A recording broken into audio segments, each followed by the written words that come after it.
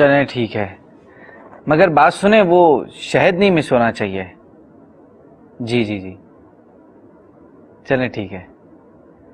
السلام علیکم ورحمۃ اللہ. صوبان بھائی رائٹ؟ آپ مجھے اس طرح گھور کیوں رہے ہیں؟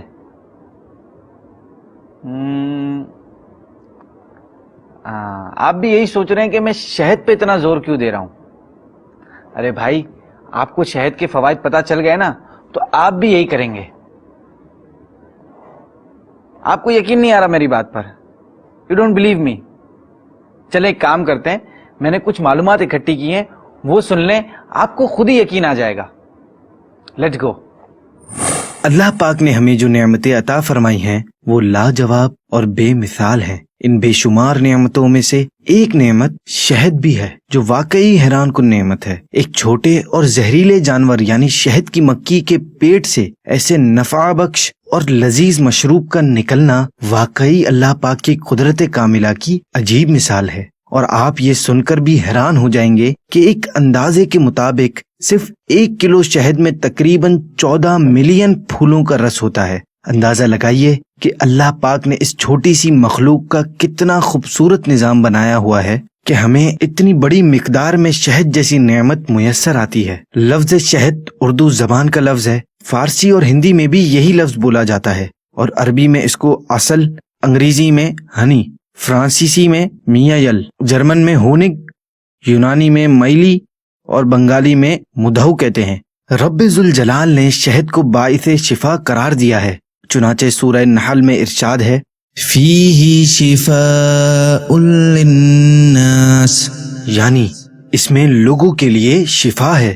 یہ بڑھاپے کو جلدی آنے سے روکتا ہے. انسان بڑھاپے میں عموماً 3 مسائل کا شکار ہوتا ہے. نمبر 1 جسمانی کمزوری، نمبر 2 ریشہ، نمبر 3 جوڑوں کا درد. اللہ پاک کا احسان ہے کہ شہد ان تینوں مسائل کے حل میں بہترین معاون ثابت ہوتا ہے.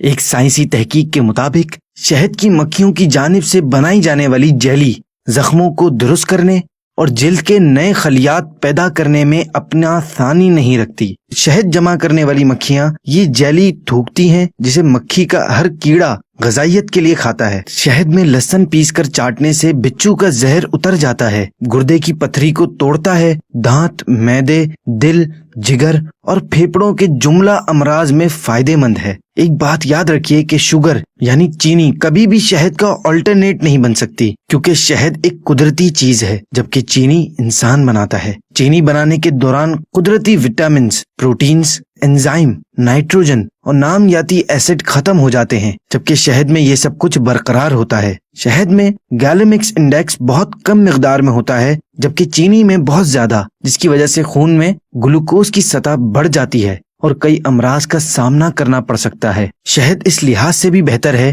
کہ اس کے 1 چمچ میں 46 کیلوریز ہوتی ہیں، جبکہ چینی کے 1 چمچ میں 64 کیلوریز ہوتی ہیں. اس لیے چینی جسم کو موٹا اور شہد دبلا کرتا ہے. اتنا سب کچھ سننے کے بعد دل تصدیق کرتا ہے، واقعی اللہ پاک کی عطا کردہ جس نعمت پر بھی غور کر لیں تو عقل حیران کھڑی نظر آتی ہے اور سر شکرانے سے جھک جاتا ہے کہ ہمیں اپنا شکر گزار بندہ بنائے. آمین. ارے بھائی کہاں چل دیے صوبان بھائی؟ شہد یہاں نہیں ہے، شہد تو کچن میں ہے. چلیں، صوبان بھائی تو مان گئے، آپ بھی مان جائیے اور اللہ پاک کی اس بہترین نعمت کا بھرپور فائدہ اٹھائیے. اور ہاں، ڈاکٹر کے مشورے سے استعمال کرنا بہتر ہے. چلیں، اللہ حافظ.